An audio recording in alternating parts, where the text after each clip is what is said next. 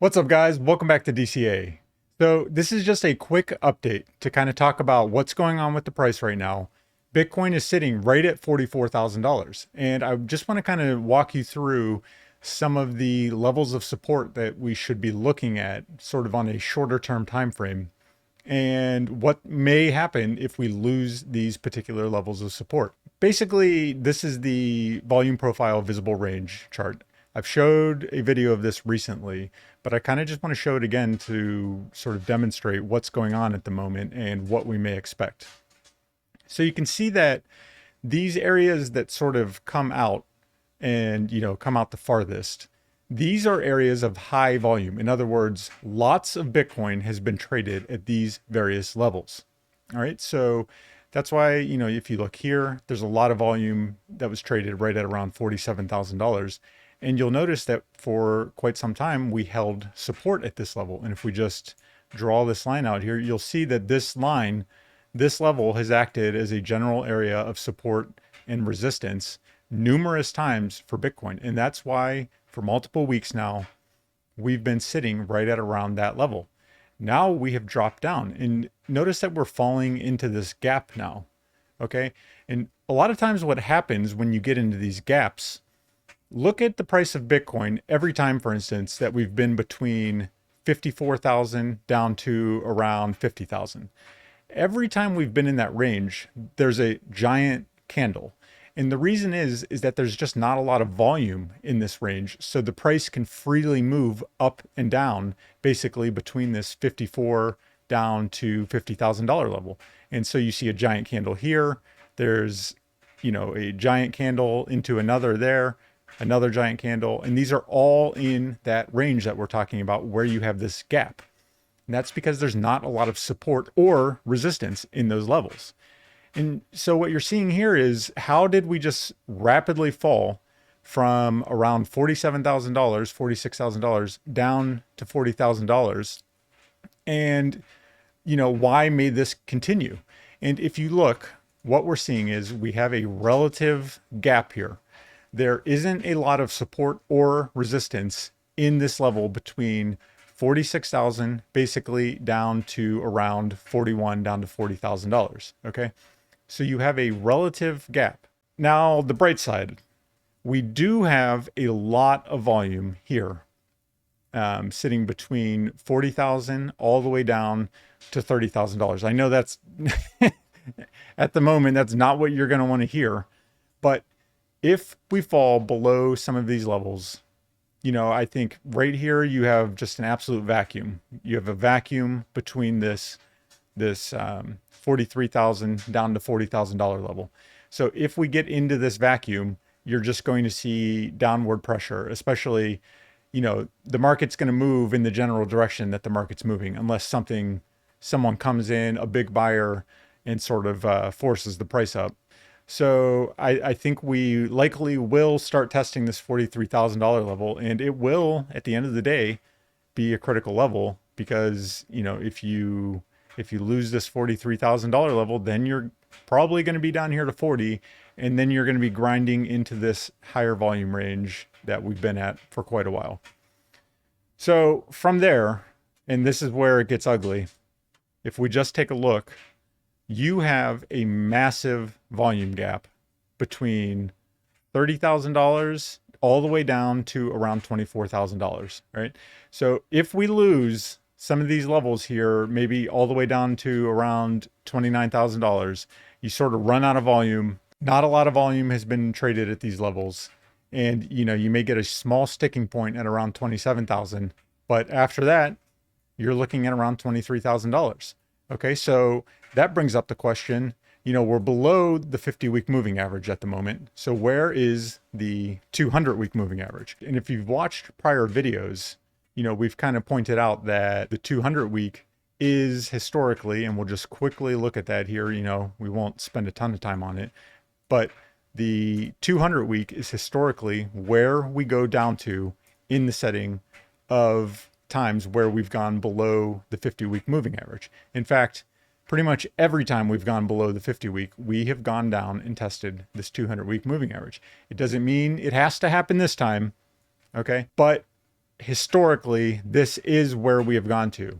And, the 50 and 200 week also for broader markets have acted as your level of support. Okay, so not just regarding crypto, you can go look at the S&P or Nasdaq, and these are historically general levels of support for the market.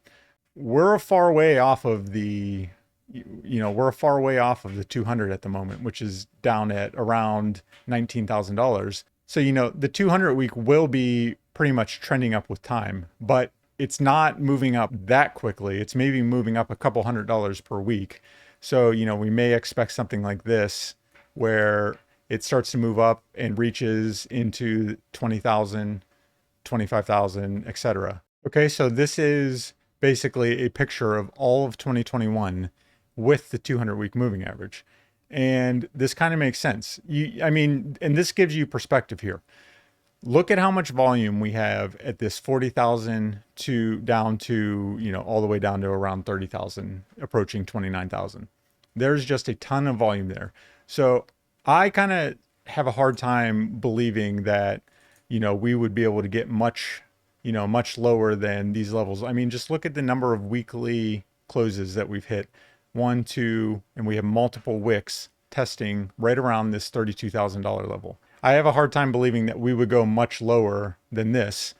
And, if this goes on for quite some time, if we stay in this protracted downturn, this 200 week will start to move up. It would take quite a while to get up to $30,000. So there is potential that we could drop down to even lower levels, down to $23,000.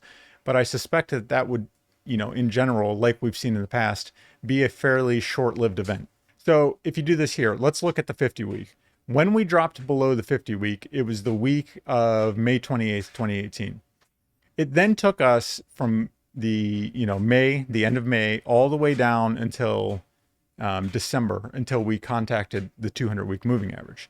In that time, the 200 week moving average went from $2,364 all the way up to $3,178. So, that may not sound like a lot, but that is about a 33% increase. Okay. So, if you do that from where we're at right now, although I don't think this is going to go up quite as quickly as it did back here because the price move was larger back in 2017, but it may put you somewhere at around $23,000 up to $25,000. So that's sort of, in line with where we're seeing a majority of the volume below that $30,000 level. Your next level of support, your next big level of support is, and we just show it one last time, your next big level of support is going to be down here at around $23,000. Okay. And that's sort of where we may expect the 200 week moving average to be. Okay. So basically our next level of support is down at around $23,000, which is where in time we may expect our 200 week moving average to be. So I don't know. A lot of people don't believe in historical trends. They don't believe because it's happened in the past that it's necessarily going to happen again. And that's fair. That's a fair assessment. But at the end of the day, looking at historical price action can sort of guide or, at least give you an idea of what may happen. And if you don't believe this, it's best demonstrated that we've been saying on this channel since I started, if you go below the 20 week, you're probably going to be looking at a prolonged and protracted downturn. And what happened? We went down to the 50 week, and lots of people told me, oh, that doesn't matter anymore. 20 week doesn't matter anymore. You can't use historical perspectives to look at the future.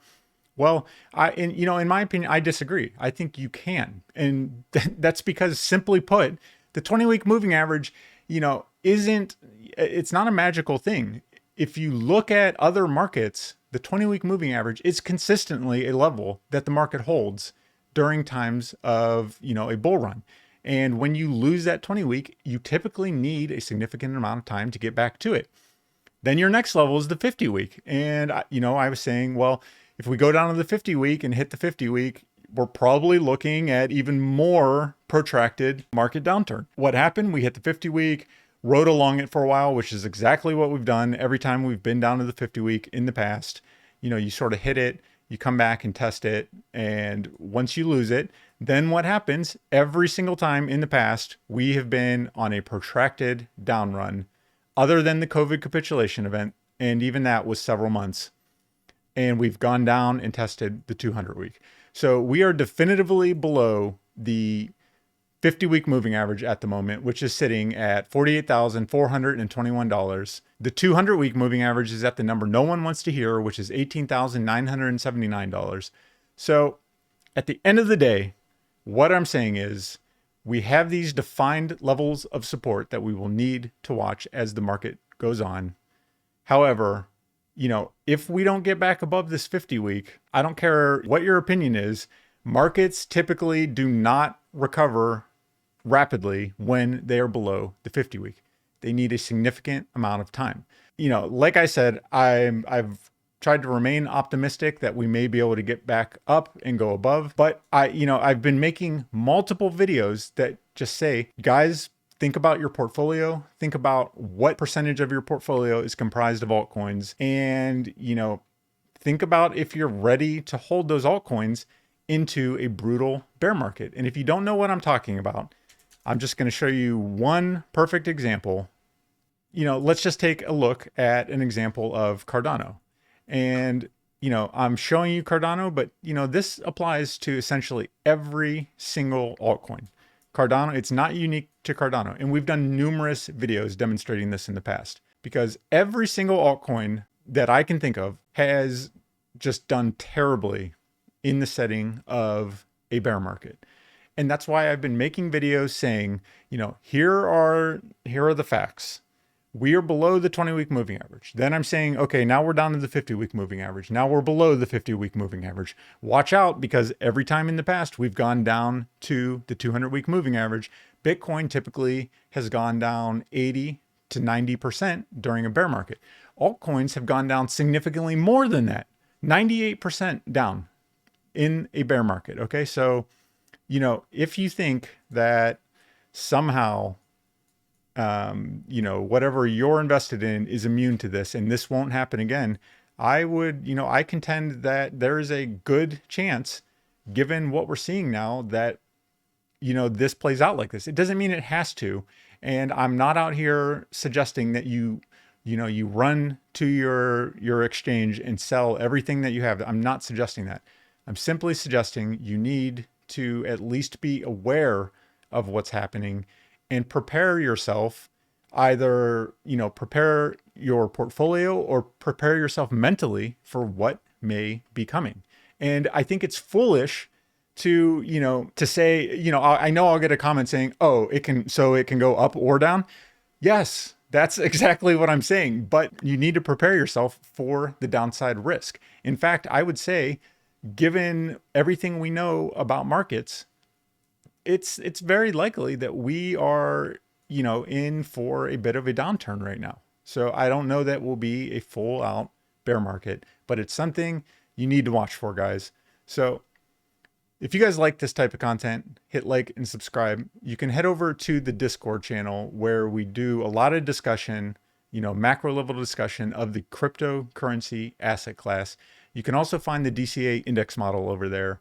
And if you don't know what this is a model which helps you to identify where market cycle peaks, and it also helps you identify where market cycle bottoms may occur. So it can guide both your buying and your selling. It's not financial advice, but it's what I use to sort of find my way through these markets. So with that said, guys, until next time, as usual, see you.